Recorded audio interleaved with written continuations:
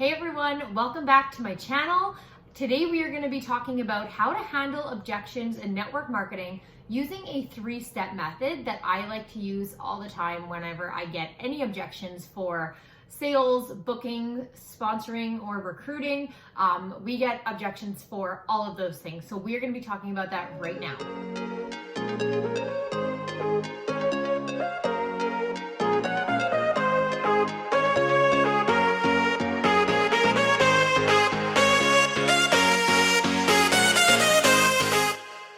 Hey everyone, welcome to episode 11 of Spilling the Tea. My name is Tisha Doriana and I help passionate and driven network marketers better connect with their audience through social media, all within a loose leaf tea and wellness company. I post a brand new video each and every Wednesday on my YouTube, Instagram, and Facebook, so make sure you guys tune in. As mentioned at the beginning of this video, on today's agenda, we are going to be talking about how to handle objections as a network marketer using a three-step method that my team and I use all the time for objections when it comes to sales, bookings, and sponsoring.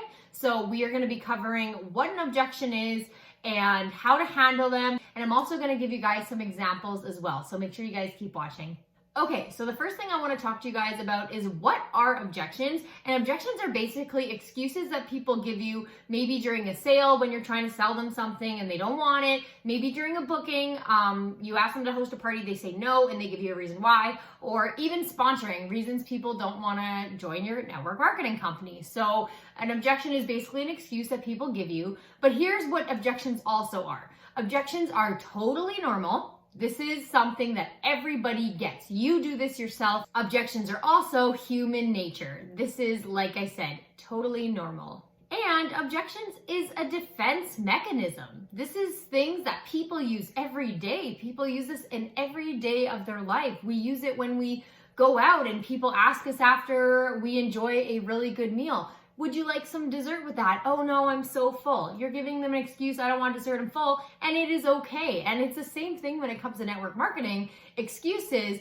and objections are totally okay. And objections are not what you did wrong. That's one thing that's really important to remember. Objections are basically what you could have clarified better and what you could have explained better to that person. So you need to take the personal out of objections. We are going to be talking about that as well. And just think about why people really object to something. So the method that I am going to be teaching you guys today, it is called the Feel, Felt, Found method. Okay, and I teach my team this, I do this myself, and it is a really great way to empathize, share, and encourage them all in one step. This is going to help you identify and connect with them on a deeper level. And you do this by validating their hesitations.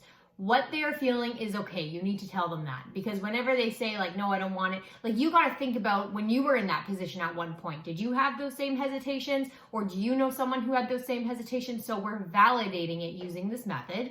And it's important to make them feel like they are not alone, because it's true. They're not alone. They're not the only one, giving this excuse or having an objection for this specific product, booking, sponsoring, whatever the situation is. So it basically allows yourself to lead with empathy while encouraging them to take action steps. So I am going to give some real life examples, but this is kind of the breakdown of it. When someone gives you an objection for whatever it is, you're going to respond saying something along the lines of, I totally understand how you feel. I felt the same way. But what I found was, so that is kind of like the template basis of how to use the Feel, Felt, Found method. So the first thing you do is validate how they're feeling. I totally understand how you feel. The next thing you're going to do is you're going to empathize with them. I totally felt this way, or my customer totally felt this way. Remember, this has to be completely genuine as well. And then you overcome it. But what I found was, but what my customer found was, you're overcoming it. So those are the three steps. So let's break this down.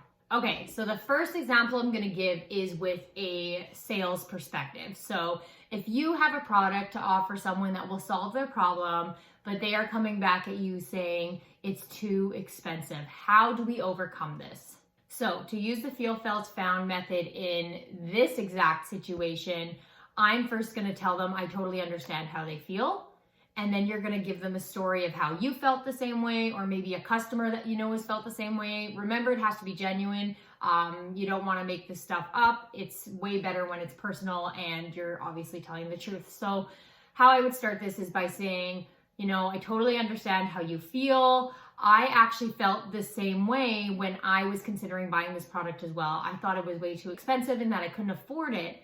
But what I found, so here's your giving the solution now, is that when you actually break down how many, and just an example of matcha, because I sell matcha, when you actually break down how many servings of matcha you get from this bag and just take into account the quality compared to so many other companies out there, it actually only comes down to less than $1 a cup or whatever your product is. You want to validate their feelings, let them know you were feeling the same way or your customer was feeling the same way, and then provide them with a solution. What I found is that I actually could fit this into my budget because it was only this much. I knew it was going to last me this long. So really break down that price point for them, or break down the value for them. This is going to provide you with so much value. And I know that you were saying that you needed a product to solve, X, Y, and Z. So, this is actually going to go a long way. So that's how I would use that method for sales.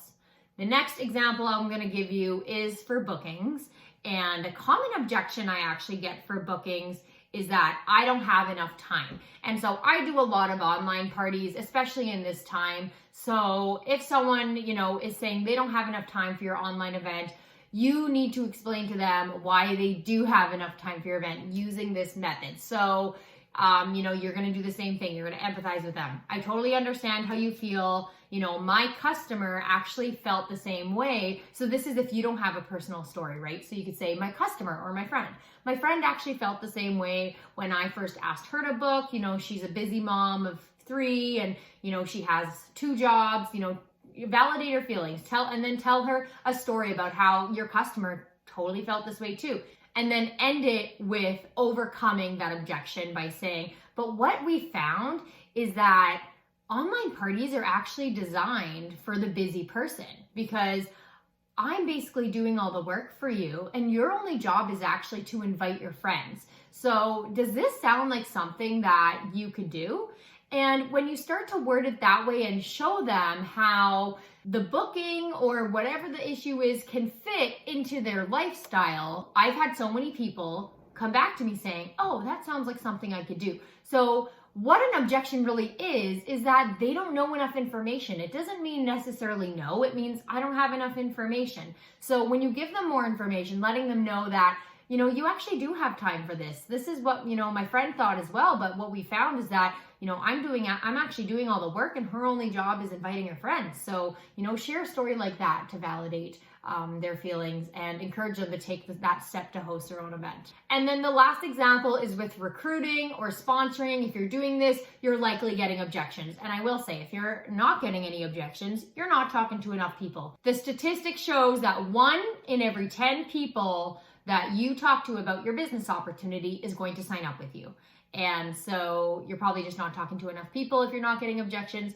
But a common objection I get when, bringing up the business opportunity is that I don't know enough people. So I like to overcome this objection as well using the Feel Fails Found method. So I actually had this exact concern before I signed up, is that I didn't know enough people. I wouldn't have a lot of people to support me.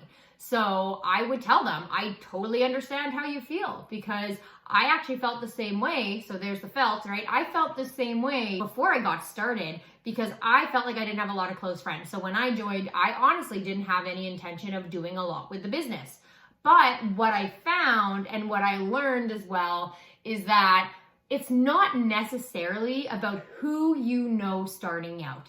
What it's about is who they know, right? You want to get, those initial really close family and friends to help you out by hosting for you, trying out your products, and then the whole point is expanding your network. So I tell them how I'm going to help them do that. And I say, once you first get those, first party going, you're going to meet a whole new group of friends outside of your inner circle, which will help you expand your network. And that's exactly what I'm going to help you do when you get started. So, don't worry, sis, I totally get what you're feeling. I felt this way too. And this is what I found. So that's how I would overcome that objection there using the Feel Fails Found method. Okay, so that concludes today's episode. I want to say thank you guys so much for watching. I really do hope this was helpful. And if you guys have any more objections that you're getting and you're not sure how you would use this method with it, put it in the comments and I will definitely reply to you and give you some insight on how I would respond to it. I hope you guys took some great points away from this. So you guys tune in next week for the next Spilling the Tea episode.